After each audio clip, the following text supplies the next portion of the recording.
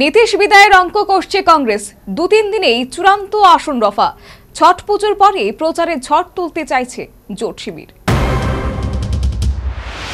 জটিলতা অনেক, তবে আগামী ২-৩ দিনের মধ্যেই বিহারের আসন রফা নিয়ে যাবতীয় জট কাটিয়ে ফেলার ব্যাপারে আশাবাদী কংগ্রেস আর জেডি।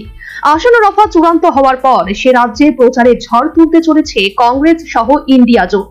কংগ্রেস নেতৃত্বের আশা, এবার বিহারে পরিবর্তন আসবে। নীতিশ কুমারকে মানুষ আর মুখ্যমন্ত্রী পদেই দেখতে চাইছে না, আর বিজেপির হাতে মুখ্যমন্ত্রীর মুখ নেই। এবার আসন রফায় সরাসরি হস্তক্ষেপ শুরু করেছে কংগ্রেস হাইকমান্ড।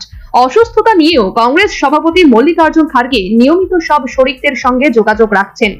রবিবার দিল্লিতে আসছেন তেজস্বী যাদব সহ আরজেডির শীর্ষ নেতৃত্ব। সোমবার একটি মামলার শুনানি রয়েছে সুপ্রিম কোর্টে। এমনিতে কংগ্রেস শীর্ষ নেতৃত্বের সঙ্গে আরজেডি নেতাদের বৈঠকের কোনো কথা নেই, তবে দুই দলের শীর্ষ নেতৃত্ব যখন দিল্লিতেই থাকছে তখন বৈঠক হতেই পারে। প্রাথমিকভাবে যা আরজেডি ঠিক করেছে সেটা হলো তারা নিজেরা লড়বে 130-135 আসনে, কংগ্রেস 58 আসনে, বামেদের ছাড়া হবে 25-26 আসন, ভিআইপি 15-16 আসনে লড়তে পারে। বাকি আসন ভাগ হবে পশুপতি পারস এবং জেএমএম এর মধ্যে। আসন সমঝোতা ছাড়া আরো একটা বিষয় নিয়ে দ্বন্দ্ব রয়েছে ইন্ডিয়া জোটের অন্দরে, সেটা হলো মুখ্যমন্ত্রী পদপ্রার্থী ঘোষণা। আরজেডি চাইছে তেজস্বীকে সকলে মিলে মুখ্যমন্ত্রীর পদপ্রার্থী হিসেবে ঘোষণা করা হোক, কিন্তু কংগ্রেস বলছে তারা কোনো রাজ্যেই এভাবে আগে ভাগে মুখ্যমন্ত্রীর মুখ হিসেবে কারো নাম ঘোষণা করে নির্বাচনে যায় না। তাছাড়া বিহারে আরজেডি বৃহত্তম দল, তাদের নেতা তেজস্বী যাদব মুখ্যমন্ত্রী হবে, সেটা স্বাভাবিক। আরজেডি যদি তেজস্বীকে মুখ্যমন্ত্রী পদপ্রার্থী হিসেবে ঘোষণা করতে চায় তাহলে দলের তাতে আপত্তি থাকবে না, তবে কংগ্রেসের তরফে আনুষ্ঠানিকভাবে কারোর নাম ঘোষণা করা হবে না।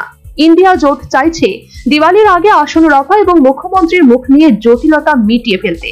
ছটের পরে জোর কদমে প্রচার শুরু হবে। রাহুল গান্ধীর সভা করবেন, প্রিয়াঙ্কা গান্ধীর সভা করবেন, তেজস্বীর সঙ্গে যৌথ সভাও হবে।